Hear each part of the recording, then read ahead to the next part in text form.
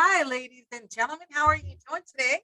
My name is Mawusi Ragland, known as WuRag, and I'm so happy to be here with you all today. So thank you so very much for your time. Today we have a special guest on our show, and his name is George P. Brooks, and he's going to share with all of us his story. So let's get started. Hi, how are you doing, George? I'm doing wonderful. How are you? I am doing absolutely wonderful. Thank you so much for your time, and thank you for showing up today.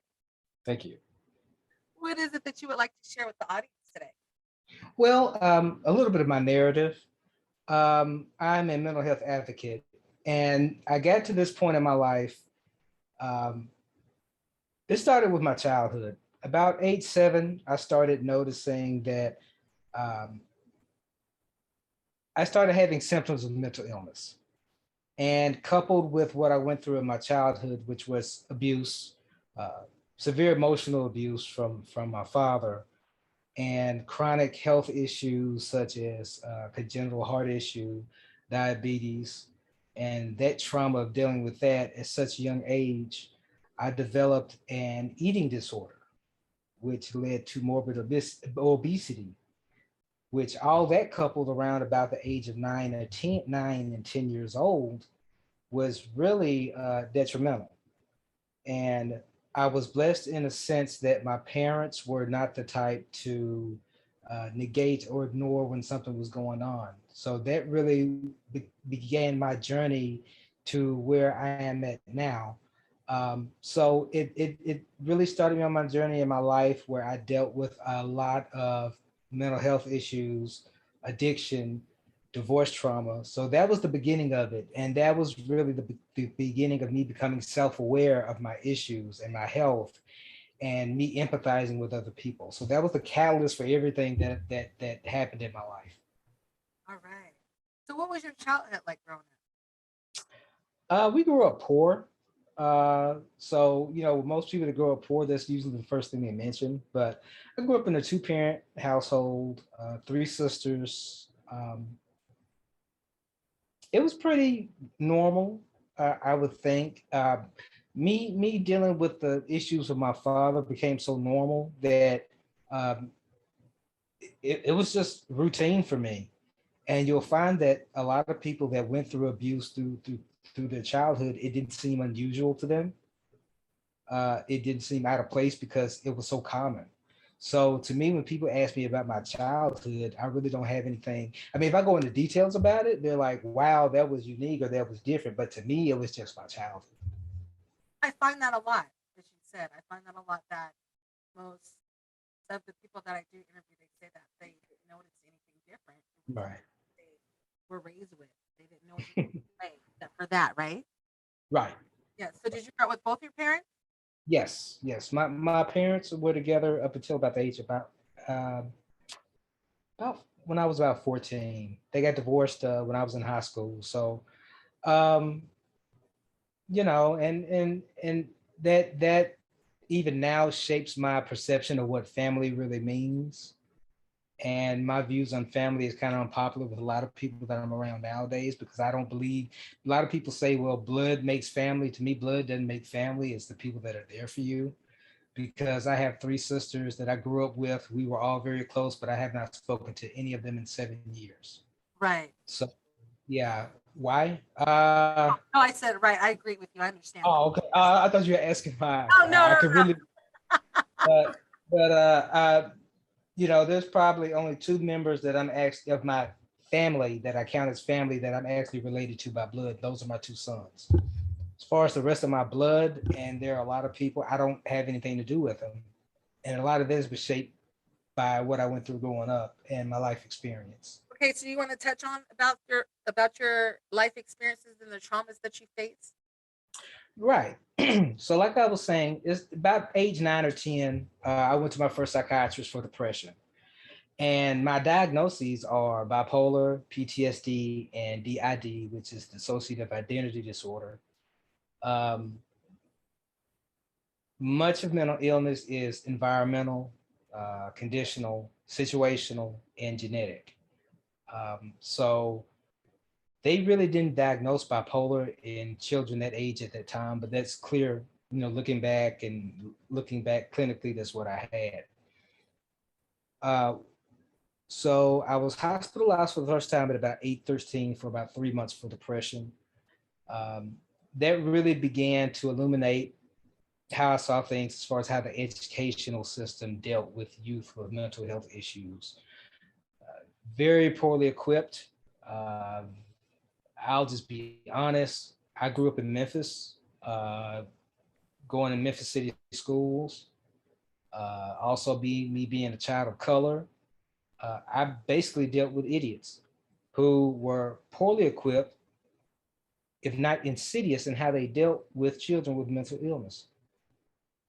Totally did more damage than good, to the point where I ended up leaving and dropping out of high school in about the 11th grade and just going on to college, because it did so much damage and caused so many scars, just dealing with the teachers and dealing with the administrators. And there were probably maybe one or two teachers that I thought probably understood or tried to understood, because it's not this, you can say it's not the school's job to deal with it, but you have to deal with it. You have to deal with children with disabilities, because especially at their time, there wasn't the awareness, sensitivity, or empathy that there is now.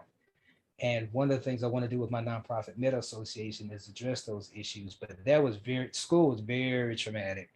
You added in, the poverty with the obesity, with the health issues, with the mental illness, and it was a perfect storm.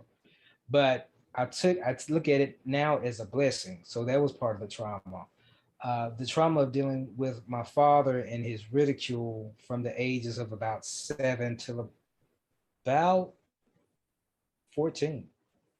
Every day, I would get ridiculed, cussed out in public. I was told I wasn't this, I wasn't that, I would be worthless. Um, I was afraid to speak around him. For a long time, I did not talk.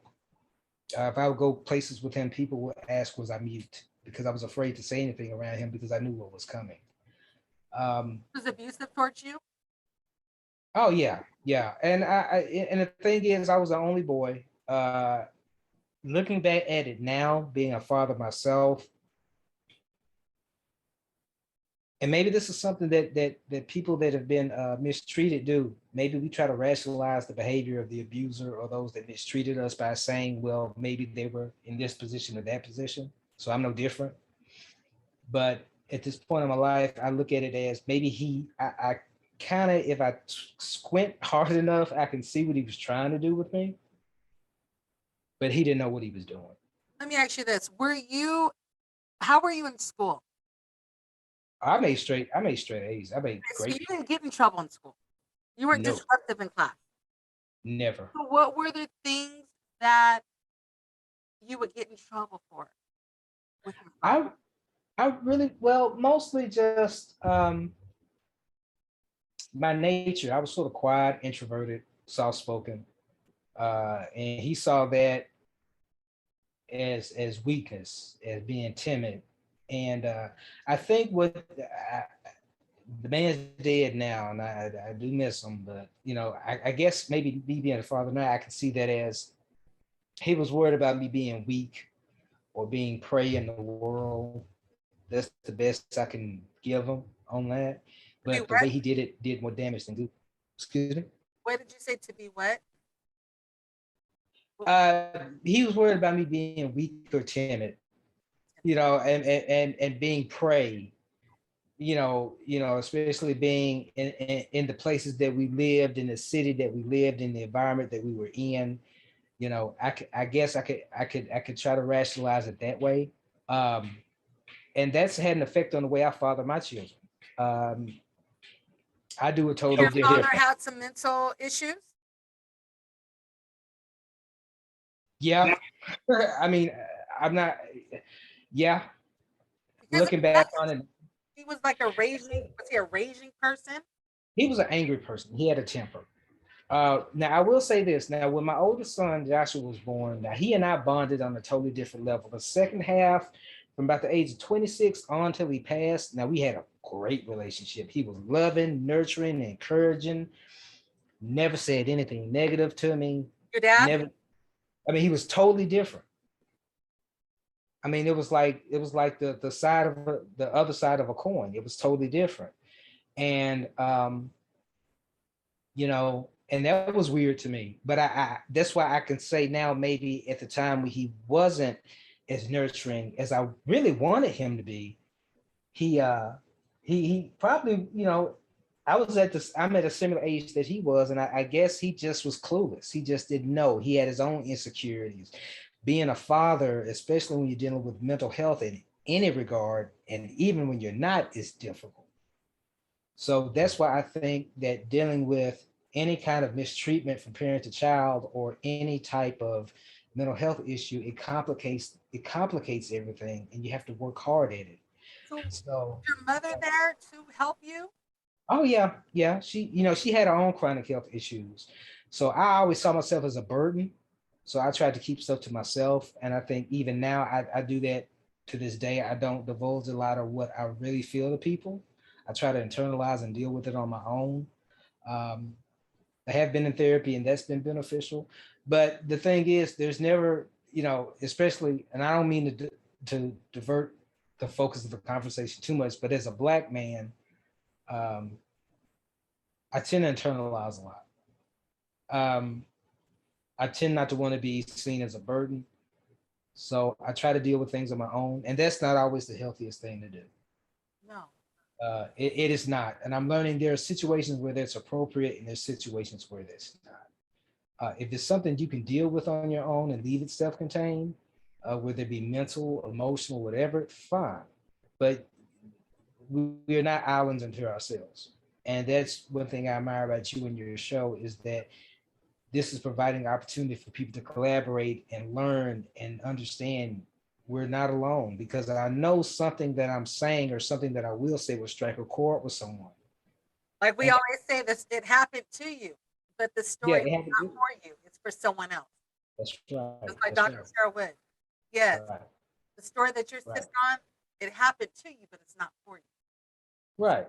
So but my mother was integral in making sure that, my mother fostered a lot of my resilience. Um, and there are a lot of issues with my family, but I really don't have anything to do with them anymore. Both my parents are deceased. My sisters, I don't have anything to do with them. No cousins, no nothing like that. I think in a way I'm better off for it. Uh, I hear people say it, and that's one thing that almost kind of offends me when I hear people say, "Well, blood is blood." No, it's not, because blood can do you dirty just as quick as anybody. It's nice if you can have that, but it's not a requirement to be family. So when I I left high school, Yes. yeah, so I was a pretty good student. I was into art, I was into writing, I was into music. So I went to college, graduated from college, um, got married. Um, Probably was not ready for marriage, but I followed the American guidebook of what you're supposed to do, and that's utter BS. I've How old were learned. you? I was 23. How old was I when I got married? I'm divorced now, Your but 20s. Your early 20s. yeah, I don't believe in people getting married in their 20s. I think you need to be at least 30. That's just my personal thing, because you really don't know yourself. And me and my ex-wife, we had a very bitter, very acrimonious divorce, but we are friends now. I must go out of my way to say this. We have one child together. She is a great mother. She has been a great friend to me. So, but during the marriage, I think, people think when you get married, you're fully actualized, but you're not. A lot of yourself you don't know. So you bring an imperfect person, a part of a person to another part of a person. And sometimes two parts make a whole, sometimes they don't. So, people think the marriage is the culmination of the everything. No, that's the beginning. That's the learning. That's when you're really first getting to know someone, when you marry them. And to me, people say, well, I live with someone. That's not the same as being married to them. I don't care who I make mad. It's not the same thing. Shacking ain't matrimony. Okay, people? So I learned a lot with my marriage. It was not easy, but My health declined during my marriage, and that affected my self-esteem. And unfair to everyone around me, I think I took it out on my wife in a way. I wasn't the person that I should have been. I let myself down. When I couldn't work, it affected my self-esteem so much that I just got depressed. I was on disability for about 10 years. My son was born during that time, and that added extra pressure. And my relationship with my in-laws wasn't great. They were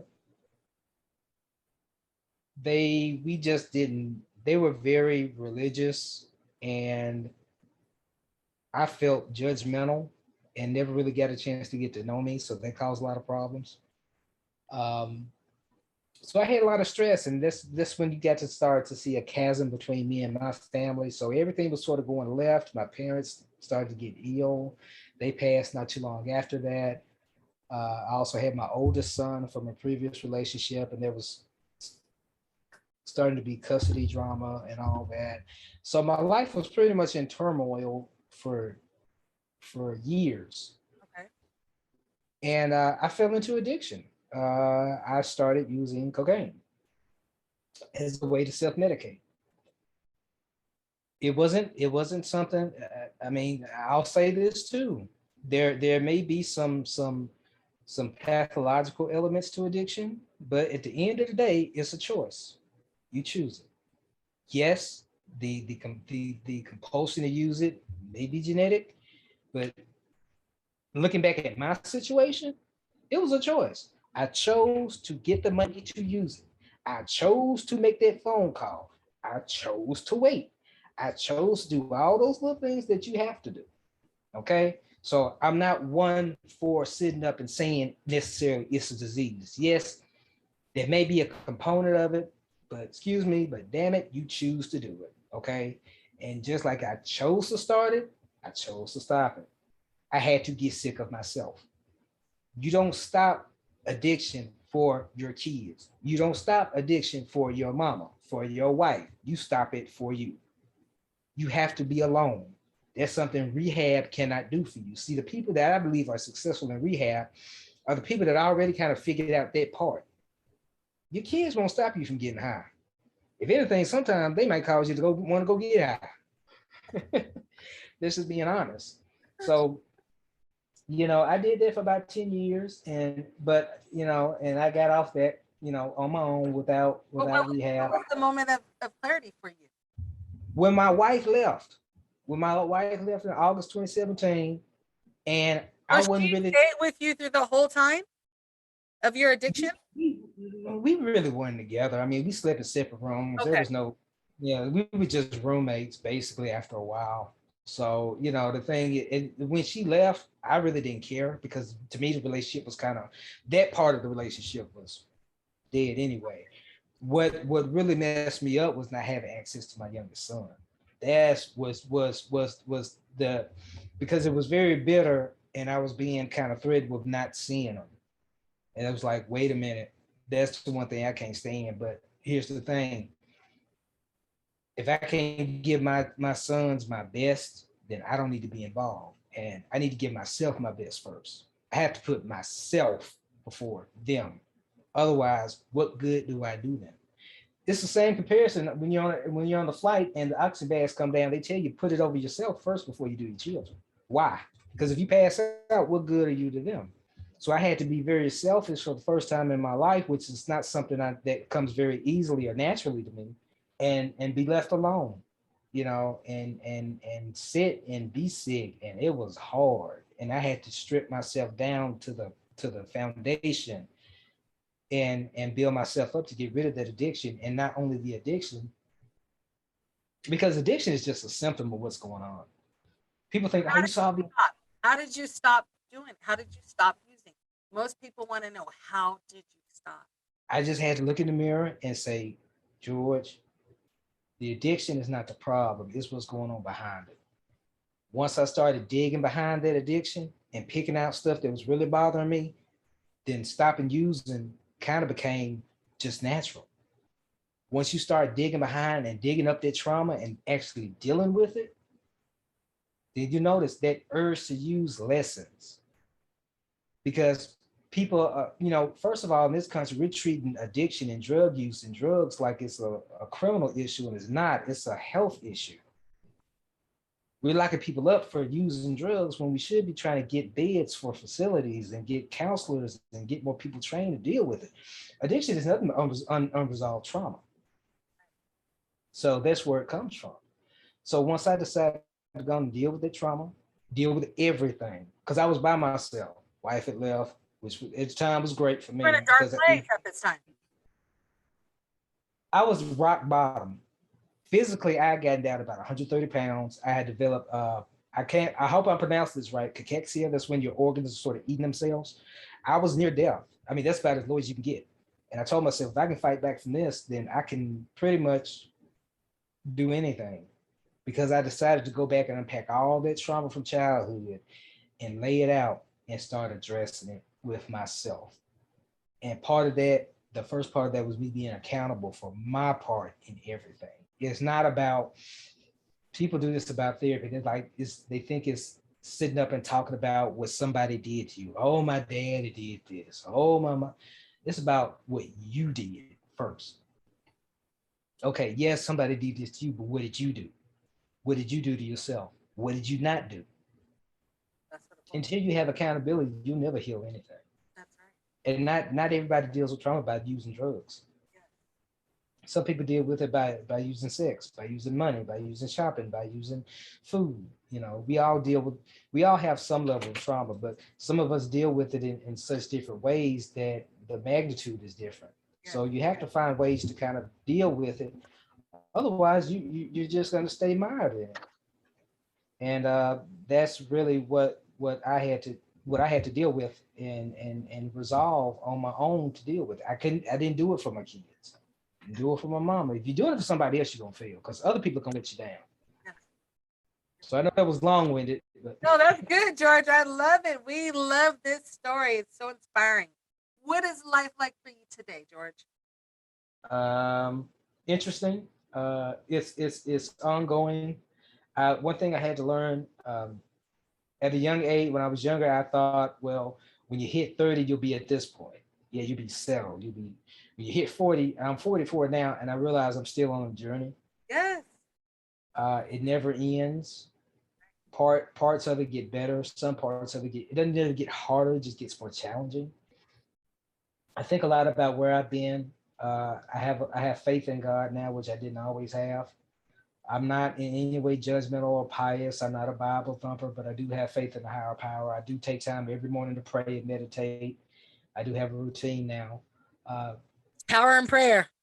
I'm prayer, yeah. And I was talking to my ex-wife this morning, checking on my son, and I was telling her like now when I make decisions, I used to make them based off emotion. I used to make them in the moment, and I said, now I try to take, even if it's a couple days, and think before I make decisions. And I notice I make better decisions now. But a big part of being disabled, because I do have physical and the mental disabilities, is um, being viable, feeling like you have a purpose every day. And once I found that too, that helped alleviate a lot of the substance abuse. Um, People that cared about me suggested that I go into mental health advocacy.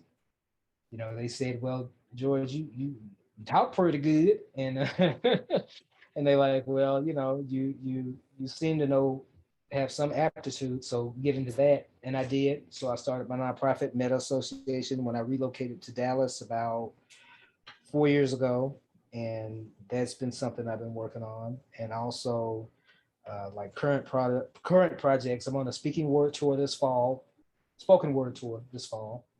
um, getting into film producing, working in the community. So I'm maybe sleeping 4 hours a night, but I love doing it.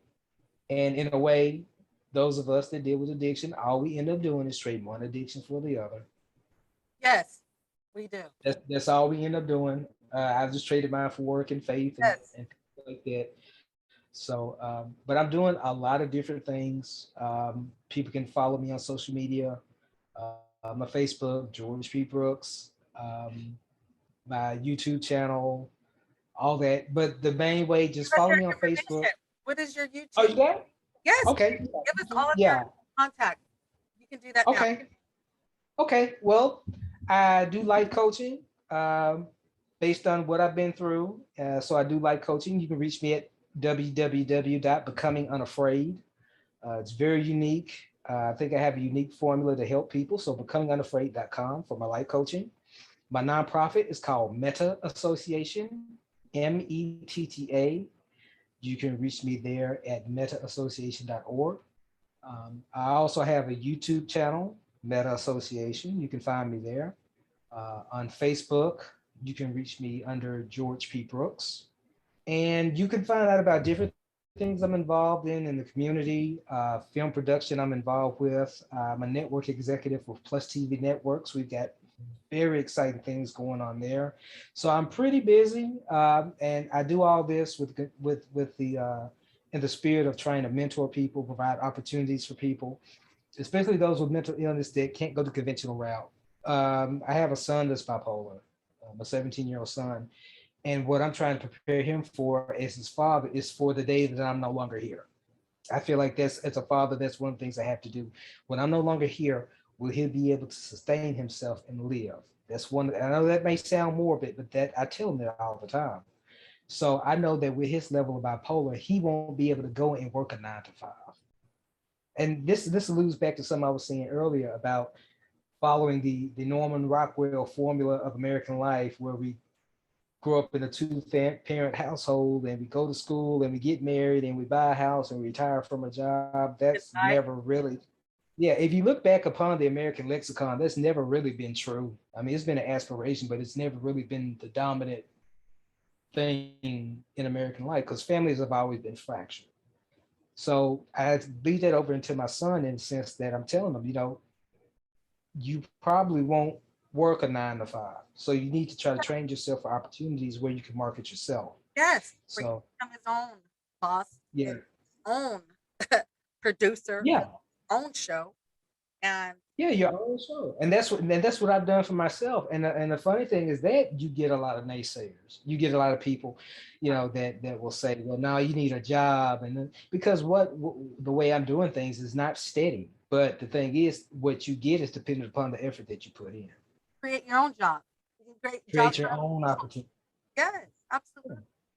Yeah, because you can't, it's not like when my parents were coming up, you could go work someplace 20, 30 years and retire and then get your social security and be okay. It's just, even with the government, you can't even do that. So we have to start creating our own viable opportunities, but with that, we have to make sure that we're trained and equipped to see the measure of those opportunities.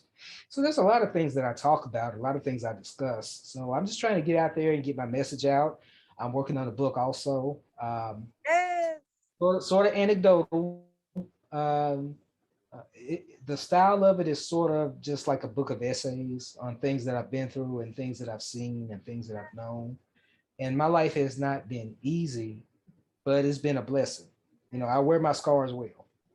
yes, And some things I haven't even gotten to yet. Some things I've been through, some things I've seen.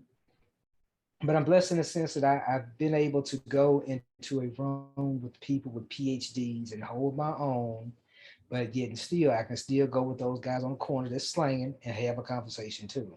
yes. And that's something I feel like that we as a people need to make sure we teach our young people. You need to be able to go in any environment and be comfortable because you never know what life is going to take you. That's right. That's right. I can't stand people say, "Oh, I never be homeless. I never be on drugs. I never be this. I never be rich." You don't know. Something can happen today and totally change your life. It can be something wonderful or something cataclysmic. So you need to be as well equipped as possible to deal with any situation. All right, George. I am so happy that I interviewed you today. This has been Thank you. absolutely phenomenal. Your story will touch many lives. I'm so proud of the work that you're doing. It's great. We need more people doing this work. Like I always say, it's so much going on in the world and so many good people with great ideas but they just don't come forward. They don't share their story. And they're because they listen to the naysayers. And the thing is that the naysayers are always going to be there. But what do you say about your life? What is it that you want to do? That you are the producer and the author and the actor and the actress of your life. You, Right. so we're going to wrap it up, and I want to leave you with this by Douglas Malloch. Sure, this world is full of trouble. I ain't said it ain't. Lord knows I've had enough and double reason for complaint. Rain and storm have come to fret me. Skies are often gray. Thorns and brambles have come to beset me on the road. But say, ain't it fine today? What's the use in always weeping, making trouble last? What's the use in always keeping thinking of the past? Each must have his tribulations, water with his wine. Life, it ain't no celebration trouble. I've had mine, but today is fine. It's today that I'm living, not a month ago. Having, losing, taking, giving. As time wills it so. Yesterday, cloud of sorrow fell across the way. It may rain again tomorrow. It may rain, but say, ain't it fine today? Thank you so much, George. It was a pleasure having you all with us. Do you want to say anything before we leave? All right. Have a wonderful day, everyone. Enjoy. Thank you. See you soon.